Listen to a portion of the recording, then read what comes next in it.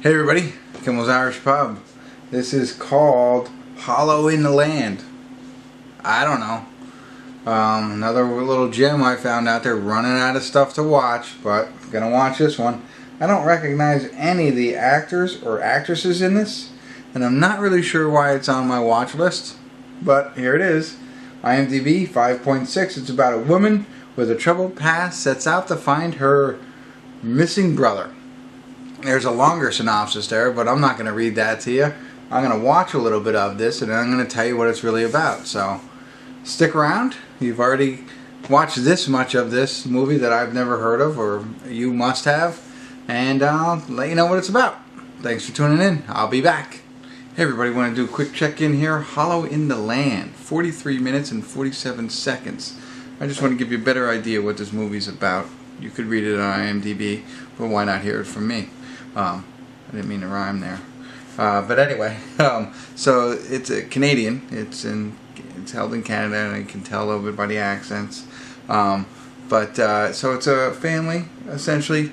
Brother and sister starts out as, and it's a brother, sister, father kind of relationship. And the father has been sent to prison, drunk driving, hit a 15-year-old kid on a bike, and he's in jail. So the family's kind of not very welcomed in the community, in the small community that they live here.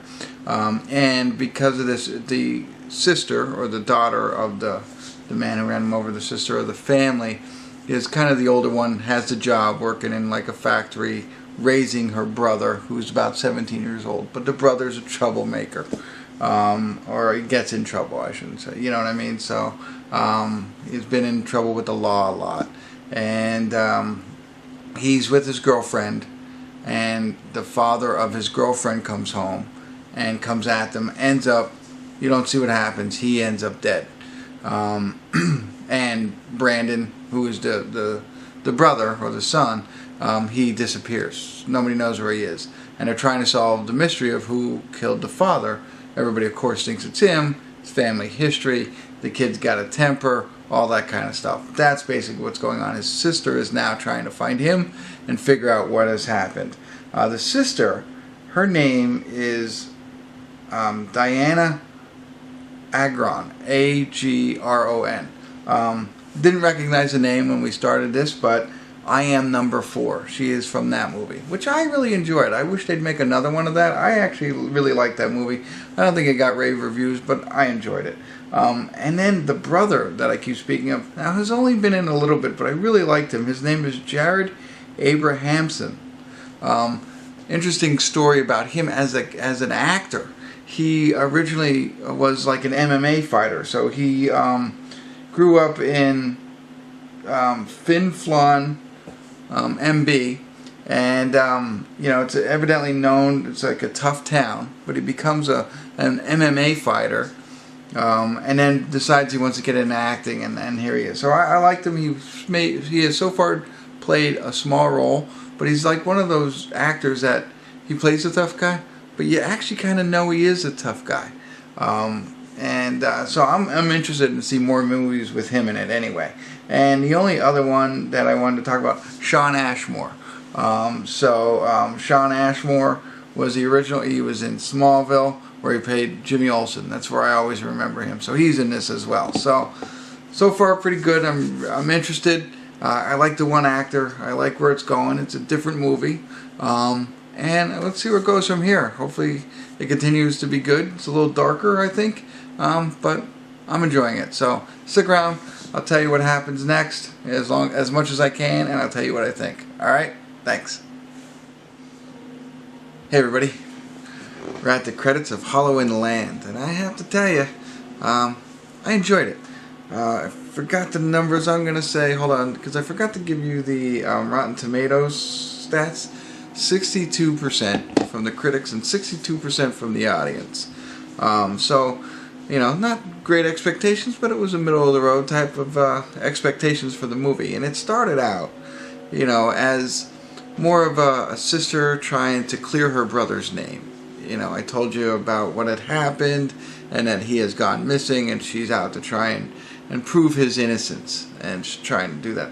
But then it kind of evolves, like, this is, at least in my mind, you might have thought of it, hey, it's a murder mystery. I didn't think of it that way. It didn't feel that way to me. It just felt more about her, you know, looking out for her brother. But then it becomes kind of the murder mystery. And it's like, oh, okay, now we got to figure out who actually did this and how and why and everything like that. And, you know, as the story develops, it kind of snuck up on you, which I really enjoyed because I was engrossed in the fact of, hey, where is he? Where's her brother? You know, you had a feeling he might be innocent. You know, where is he? Why is he missing? What's going on?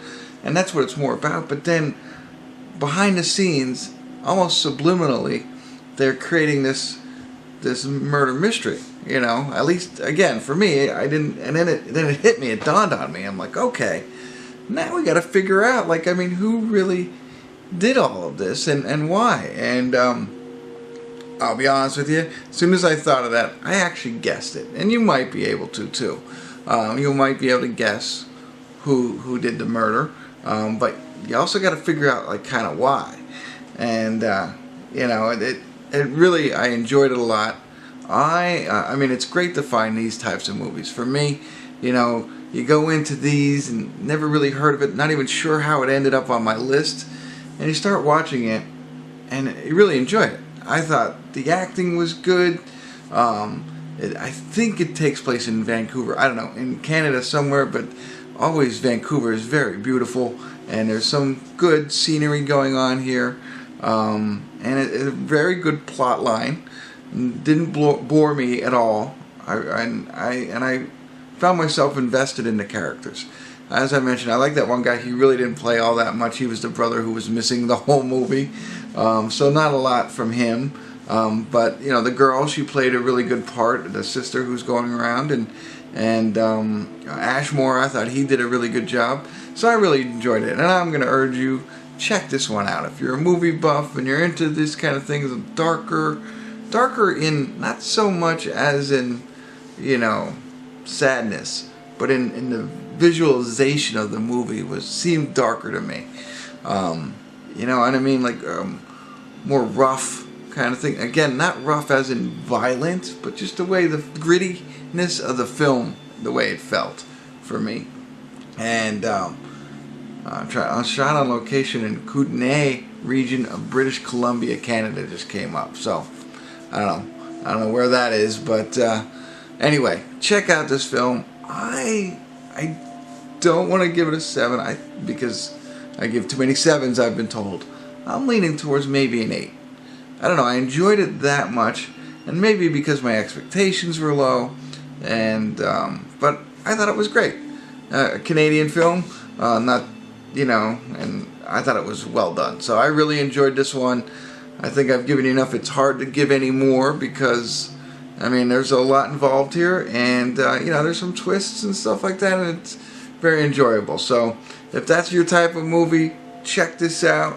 I think you'll really enjoy it, and let me know what you think. I'd love to hear your thoughts if you've seen it, or if I have piqued your interest enough to maybe look this one up and add it to your watch list. Love to hear from you. Thanks for tuning in. Kimmel's Irish Pub.